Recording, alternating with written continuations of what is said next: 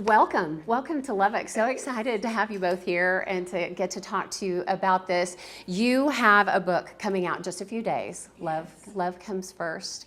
And just got my hands on a copy of one just today. So tell us a little bit about what the story tells and how did this all come about? Mm-hmm.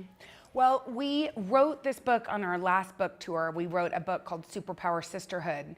And when we were on that book tour, people would say to us, well, I don't have a sister, but my brothers always made me feel brave, or my cousins have always been like that to me, or I have these found friends who are like sisters to me. And so I think what we realized is, although in our experience, sisterhood was the basis of all of the things that made us feel brave and empowered, really the common denominator is love. What makes people feel good, what makes kids feel like they can do anything is by lifting each other up. Mm-hmm.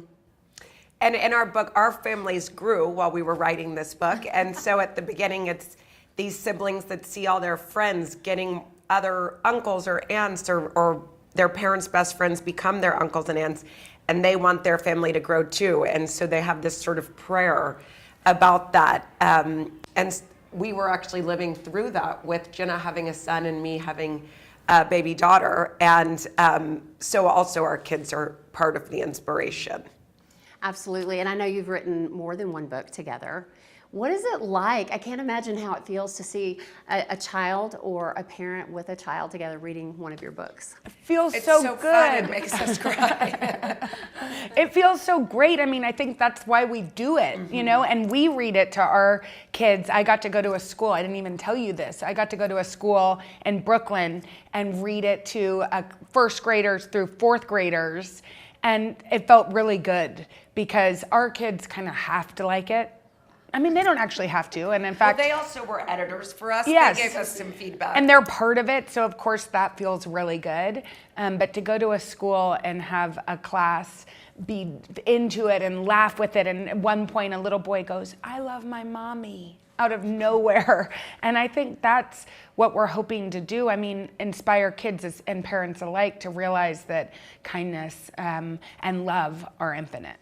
That's awesome. Yeah, that would melt my heart too if I heard that.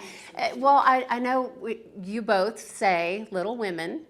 Your parents would read to you. Yeah. And Joe, you both wanted to be Joe, Yes. the character Joe. Well, I was wondering, what was another children's book when you were maybe younger that something resonated with you and it was just your absolute favorite that you wanted your children to read one day? Mm-hmm. Well, we loved funny books. Oh, I was going to say, and I wonder if Barbara agrees, we were obsessed with the Babysitters Club series. Completely. So, and I think what resonated is that our parents always made us feel that we could do anything, and sort of like to feel sorry for the boys in our class because we were smarter. Yeah. And so and I think that group of entrepreneurial girls who support each other and start something felt really inspiring to us, so much so that we had our own Babysitters Club we were too young to be babysitting, But even not though in we were. Yeah, in the 80s and the it 90s wasn't. it was fine Yeah. to be that age. But we had our own Babysitters Club and we would read those books obsessively.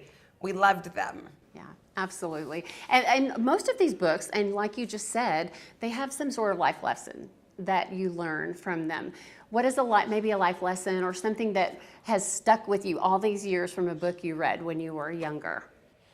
Well, I mean, I think that the Babysitters Club is the perfect example. Really shaped us. It did really shape us, but I'm trying to think if there's something. Well, and the Babysitters Club was this crew. They all had different interests. They were very unique in their own ways, and they accepted each other. And I do think that's something that we've tried to have in all of our books, the notion of acceptance, and it's okay if we're different than those around us. That only makes us better.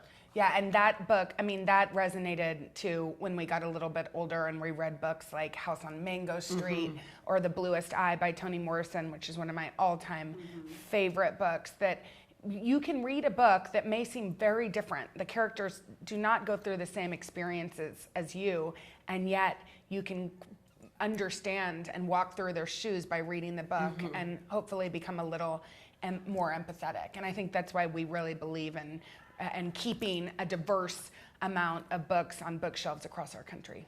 Now, do your kids love to read, or do you have, like, is your son bouncing off the walls and I'd rather be, rolling and tumbling? Or Well, he likes to roll and tumble. He leads with his head. Um, but he also loves reading. And I think that's such a special time. I mean, I would encourage all parents to make sure, and there's, use your local libraries. Books are expensive, we get that, but the research on parents reading to children, it's such a simple activity. And if you speak Spanish, you don't have to only read in English, but reading to our children creates a routine that puts them ahead by the time they get to kindergarten. And sometimes it feels silly. I mean, reading to a brand new baby. Yeah, I have a 2-year-old and we read every night. And when she was little, we would read every night, and I don't even know that she could understand, but it was also our quiet, sweet time before bed to be together and be very present and be reading. And now I think she's trying to avoid going to bed because now she wants to read tons and tons of books before bed. But that research that from 0 to 5, parents who read to their kids, it sets them up by the time they get to kindergarten. And it's such a simple activity, So I think in the tech days where it may be easier just to put a child in front of a television or a screen, it's still really important to find that time to read with them. I feel like your kids are going to have the same memories of you being in bed with your parents and then reading the book. Yes, definitely. We read every night with our girls, and the fun thing is as they get older, you can also model reading. So with Mila, who's in 5th grade and is reading chapter books to herself, we find time to go in and I'll take my Kindle and read whatever I'm reading for work and lay next to her and we read together. Because another important statistic is that modeling reading for children, if you're reading every night, they're going to want to do what you do, is another thing that we can do as parents. Absolutely. So you're both #1 New York Times best-selling authors. Oh. I know that's a shock. I was going to say, out of all the wonderful things and all the experiences you've gotten to be a part of, what has this meant to you? Well, this has been so fun because we get to do it together. We've always wanted projects to do together, and now to be adults getting to think of stories, and we go on long walks and all of a sudden we'll have the whole story arc of the book, and to get to work with illustrators that can bring our ideas to beautiful life. And then we get to go on book tour, which is the sister road trip we've been dying for. Last night we shared a room. Yes. We like to do a slumber party, and so it's just another really fun way to spend time together. When we have other things going on in our lives, it means that we get to travel around our country and eat and see really interesting. I mean, we walked all over campus this morning. It was a little colder than we thought it was going to be, but we also will get to have tacos today, which if we were in New York, we wouldn't. we would not. I figured you'd be eating some good Mexican. Yes, we hope so. We That's a plan to. priority. It's a number. It's a New York Times New York Times #2 priority. number 2 priority. And you got to walk on the campus where we just had a big win last night. It was really fun. When we arrived arrived- last night for the celebration. Yeah, we heard there was a lot going on, a lot of late night pizza eating when we got in. I bet you did hear that. A new book in the works? Yes. Yes, actually. But let's just sell, this book isn't even out yet. Do you know what I mean? I'm jumping the gun. It comes out next week, so maybe after the book comes out and we finish our tour. But yes, we do have one more left. One more in us. that we came up with. Is it a children's book? Can I ask? It's a children's Yes, it's a book. children's book. Okay. Well, and again, like you said, it comes out Tuesday, November 7th. We are going to be promoting that for you on our early show, our morning show, Daybreak Today, on News Channel 11. And basically, where can folks go to get this? Well, go to your local bookstore, go to Barnes & Noble or wherever you buy your books. Yeah, wherever books are sold. Yes. Thank you so much. It's Thank been you. such a pleasure to talk and visit with you and have you here to talk about this book. And we look forward to the next one as well. Thank you.